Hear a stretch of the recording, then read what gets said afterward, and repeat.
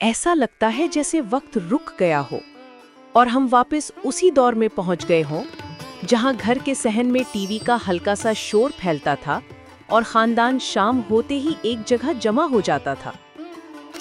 आज हम एक ऐसी ही सुनहरी याद को छूने चले हैं। आप देख रहे हैं झरोका टीवी, जहां हम करते हैं पुरानी यादों का सफर।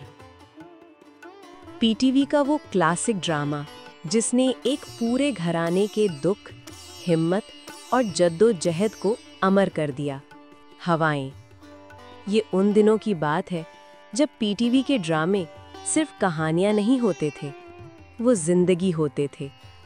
सादगी, हकीकत और एहसास से भरपूर।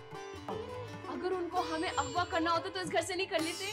तुम नौकरी नहीं करोगी, तुम्हारे बाप की जिंदगी बच जाए तो कर लेना नौकरी।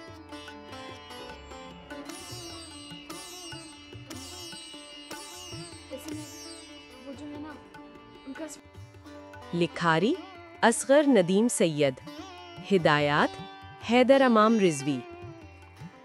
अदाकारों का एक ऐसा मिलाप जो आज भी जहन में ताज़ा है। इस ड्रामे के मरकज में थीं उस्ताद, माँ और हिम्मत की अलामत शहनाज, जिसे गजाला कैफी ने निहायत नरमी, वक़ार और दर्द के साथ निभाया। और उसके सामने थे तलत हुसैन, जिनकी मौजूदगी ही एक मुकम्मल यूनिवर्स लगती थी। इनका किरदार मीर मोहम्मद ड्रामे की रीढ़ की हड्डी था। दफ्तर में जमा कराती है। कुछ मतलब है हमारी कोई चीज मुझ तक पहुंचती नहीं है। चलो बेबी बाहर निकलो जल्दी से। मीर मोहम्मद के घर की रौनक थीं हुमा नवाब यानी साइमा और कोमल रिजवी यानी अस्मा, जिन्होंने बेटियों के जज्बात, खौफ और बेबसी को बेहद सच्चाई के साथ पेश किया।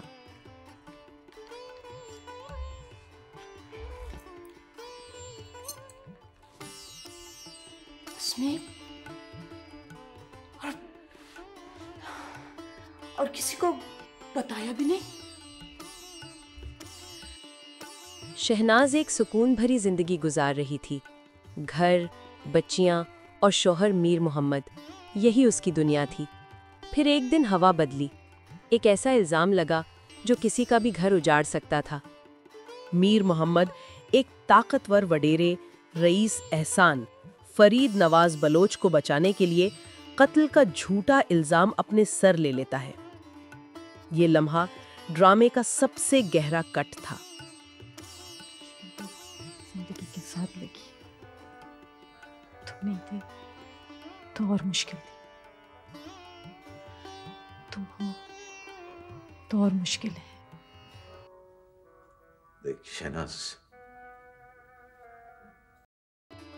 घर में एक तूफान आ जाता है। शहनाज टूटती नहीं, सिर्फ खामोश हो जाती है। लेकिन इस खामोशी में एक माँ की चीखें सुनाई देती हैं। साइमा और उस्मा बाप के बगैर दुनिया से लड़ती हुई बेटियां। हुमा नवाब ने इस दुख को आंखों में समेट कर अदा किया। कोमल रिजवी की मासूमियत और बेबसी दिल छू लेती है। अब नाराज तो नहीं है? साइमा, अस्मा के लिए अंदर जेवर रखा है, वो लिया। नहीं अम्मा, मैं इस घर से कुछ नहीं। कैसर निज़ामानी, जो उस दौर में नौजवान तवानाई और मजबूत अदाकारी की अलामत थे, उनका किरदार कहानी में तल्खी और हकीकत का एक नया जाविया लाता है। उनकी मौजूदगी ड्रामे की फिजा को मजीद भारी बना देती है। अब वादा करें कि हमारे बाबा को रिहा कर पाएंगे। मेरे बस में जो होगा मैं वो करूंगा। मुझे तुम्हारे बाबा की फांसी से क्या दिलचस्पी हो सकती है? फरीद नवाज बलोच बतौर रईस के ताकत, रोब और तबकाती दबदबे की अलामत थे। उनकी आंखों में एक बेहद गहरी उदासी भी छुपी हुआ करती थी। एक ऐसा वडेरा जो खुद तो बच गया मगर मीर मोहम्मद की जिंदगी बदल डाली। तो जब भी शादी करो ना तो निकाहनामे का फॉर्म पढ़ लिया करो और देखा करो कि दुल्हन के वालिद का नाम क्या है और वो कहाँ है। और फिर आते हैं महमूद अख्तर बतौर मीर कुदरतुल्लाह डब्बा पीर। इनका किरदार कहानी में एक अलग रंग भरता है, तलखी, तंज और कहीं कहीं खामोश खौफ। इनकी एंट्री हमेशा सीन का वजन बढ़ा देती थी। तेरे खैबर मेल होने का टेस्ट आ समझ गई, तेरे कोई रिश्ता विश्ता चाहिए तो सही, पर पढ़ी लिखी ज़्यादा। इशरत हाशमी बतौर मासी खैबर मेल ड्रामे की हल्की फुल्की हवा। गमगीन कहानी में उनकी बातों ने नाजिर के चेहरे पर हल्की सी मुस्कुराहट जरूर छोड़ दी। दो अदद बीमार ज़ौजगान के साथ। अच्छी खासी हट्टी कट्टी तो है। अभी वो पिछले ही बरस तो मैंने तुम्हारी बेटी की शादी करवाई है। मासी, काजी वाजिद डॉक्टर आरफी के रूप में ड्रामे के शऊरी लम्हे, अकल, बर्दाश्त और उम्मीद की नुमाइंदगी, ये सब किरदार मिलकर हवाएं को एक आम सी कहानी नहीं रहने देते। ये एक तजुर्बा बन जाता है। और फिर वो मंजर जो शायद आज भी याद है, तलत हुसैन की फांसी का सीन। मोहम्मद, तैयार हो? आओ आओ डिप्टी साईं। खामोशी, खूबसूरती, दुख और बेबसी एक ही फ्रेम में समेटे हुए। ये सीन सिर्फ अदाकारी नहीं था, ये एक फन था। तलत हुसैन ने इसे जिंदा कर दिया। तुम मुझे माफ करना। ला इलाहा इल्लल्लाह मुहम्मदुर रसूलुल्लाह।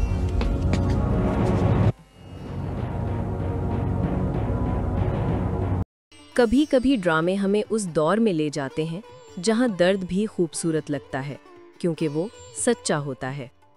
हवाएं हमें याद दिलाता है कि खानदान सिर्फ खुशियों से नहीं बनते, वो आजमाइशों से गुजर कर कायम रहते हैं। डिप्टी साहब, बहरहाल मेरे दस्तखत जरूरी है।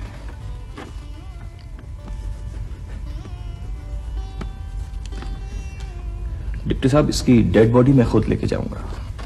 हवाएं वो ड्रामा था जिसने साबित किया कि सादा कहानियां भी पहाड़ों जैसा असर रखती हैं।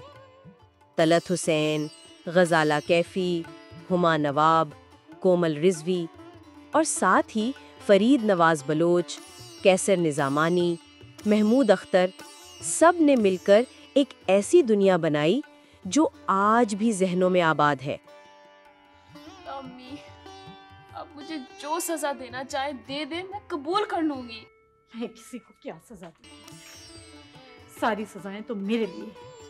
जो बात मैंने नहीं की, आप उसकी क्यों सजा दे रही हैं? आपके दिल में हवाएं की कौन सी याद आज भी जिंदा है? कौन सा मंजर आपको हिलाकर रख देता है? नीचे तबसरे में जरूर बताइएगा। ये झरोका टीवी है, जहां यादें दोबारा जिंदा होती हैं। तुम चलो, मैं तुम्हारे पीछे पीछे आता हूं। इसलिए क्या था, मैंने बड़े गुनाह किए और तौबा की मुझे ज्यादा जरूरत है।